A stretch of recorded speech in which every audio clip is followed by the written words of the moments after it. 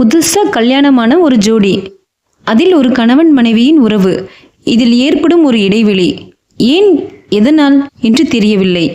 அந்த சமயம் ஒரு பெண்ணின் தனிமை எப்படிப்பட்டது என்றுதான் இந்த கதையில் நீங்கள் கேட்க போறீங்க. அனைவருக்கும் வணக்கம். நீங்கள் கேட்டுக்கொண்டு இருப்பது தமிழ் ஸ்டோரி டெல்லர்.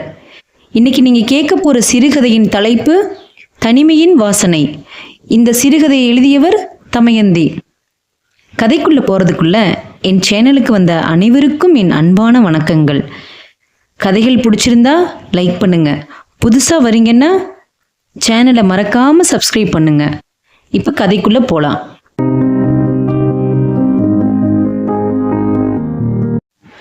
நீளமான தலைப்புகளை வாசித்து மூச்சு இறைத்தது போல்தான் உனக்கும் அவனுக்குமான இடைவெளி நீண்டு கிடக்கிறது.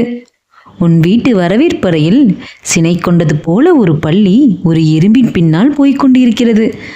அலமாரியின் நிழலில் எறும்பை காணாமல் திகைத்து நிற்கிறது. எறும்பின் புண்ணியமோ என்னவோ அதை காணவே இல்லை. பார்க்காத ஒரு நொடியில் அந்த எறும்பை பள்ளி விழுங்கிவிட்டதோ என்று கூட உனக்கு தோன்றலாம். சுற்றி உள்ள சந்தோஷங்களில் இருந்து சிலர் சந்தோஷத்தை எடுத்துக்கொள்வார்கள். இருக்குமிடமெல்லாம் சந்தோஷமாக்கிக் கொள்வார்கள் இன்னும் சிலர். நீ சிரிக்கிறாய், ஆனால் அதில் சிரிப்பில்லை. அலையடித்து போகிற துரும்பு கூட சில நேரம் மேல் அலையின் போக்கில் கரையில் ஒதுங்குவது உண்டு. நீ நதியலை மாதிரி நீர் அடித்து செல்லும் திசைகளில் மிதந்து செல்கிறாய். வெளியே பார், ஒரு பூ மலர்ந்து இருக்கிறது. ஆனால் உன் கவலை மேஜையில் வைத்த உருண்டை இட்லிகளை ஏன் அவன் சாப்பிடவில்லை என்பதுதான். இத்த தூக்கி எறிஞ்சா என்ன ஆகும்? இந்தியாவில் குண்டு வீச்சுன்னு தலைப்பு செய்தியா வரும் என்று அவன் கிண்டல் செய்தபடி சாப்பிட்ட நாட்கள் உன் கண்ணுக்குள் நிழலாடி நிழல்கள் கரைந்து கண்ணீராகின. என்ன பெண்ணி, உணர்வுகளுக்காக அழகா நீ பிறந்திருக்கிறாய். காரணங்களற்ற உணர்வுகளின் சங்கடம் உன் கண்களில் தேங்கி நிற்கிறது. தனிமையின் கூர்நொடிகளில் மின்விசிறியின் ஓசை கூட பிரம்மாண்டமாக தெரிகிறது உனக்கு. உன் தனிமையின் வழிகளை உணர்ந்திருப்பானா அவன்? அல்லது பெண்மையை முற்றிலும் நிராகரிக்கும் ஆண் வர்க்கத்தின் ஒட்டுமொத்த உணர்வு அவனிடம் இருக்கக்கூடுமோ? இங்கே பார், நீயும் அவனும் எடுத்துக்கொண்ட புகைப்படம். நீ கூட லேசாக புன்னகிக்கிறாய். அவன் முகத்தில் ஒரு இறுக்கம் இருக்கவே செய்கிறது. ஒருவேளை ஏதாவது நிர்பந்தத்தில்தான் உன்னை திருமணம் செய்து கொண்டானோ? முறைக்காதே, பயமா இருக்கிறது.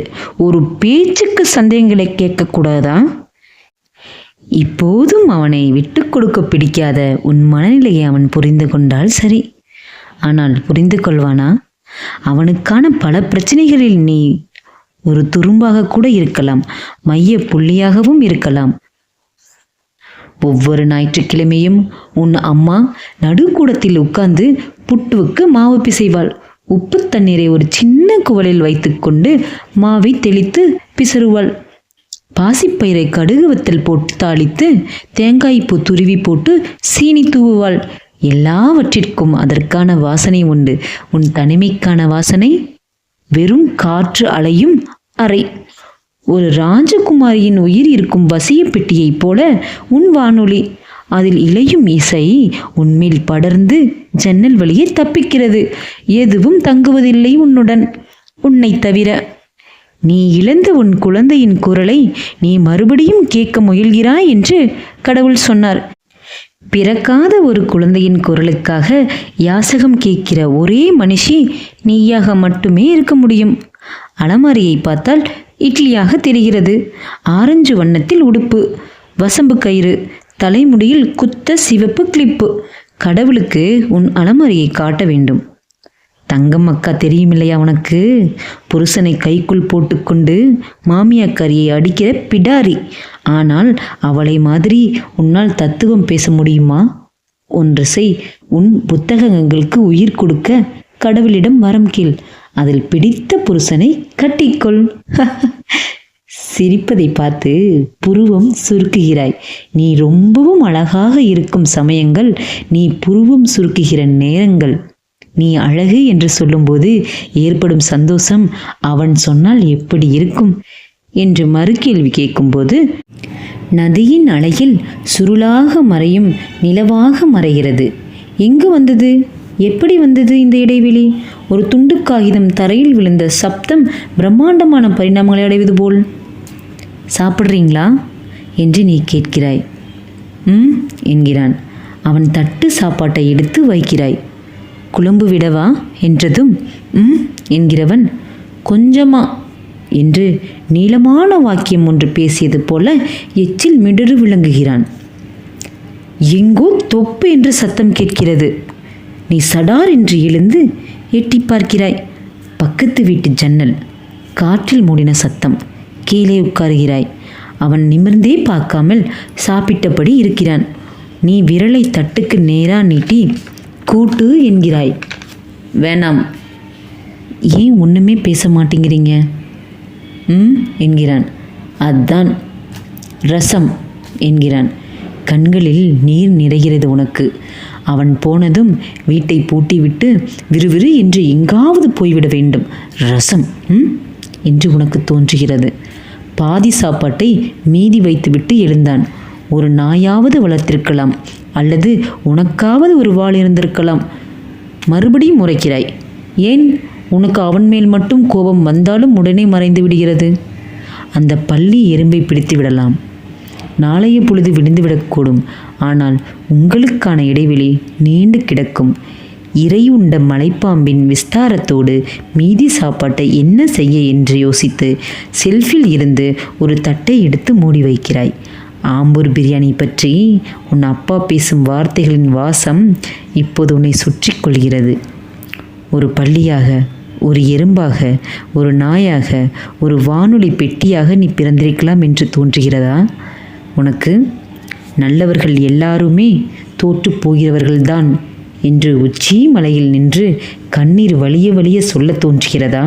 நீ சாய்ந்து கொள்ள தோளும் உன்னை பாதுகாக்கும் ஸ்பரிசமும் அவனிடம் இருக்கிறது. ஆனால் அவனிடம் மட்டுமே இருக்கிறது. பள்ளியிடமிருந்து தப்பிய எறும்பு இப்போது நீ மூடி வைத்த தட்டின் வெளிப்புறமாக ஒற்றிருக்கும் சோற்று பெருக்கையை சாப்பிடலாம்.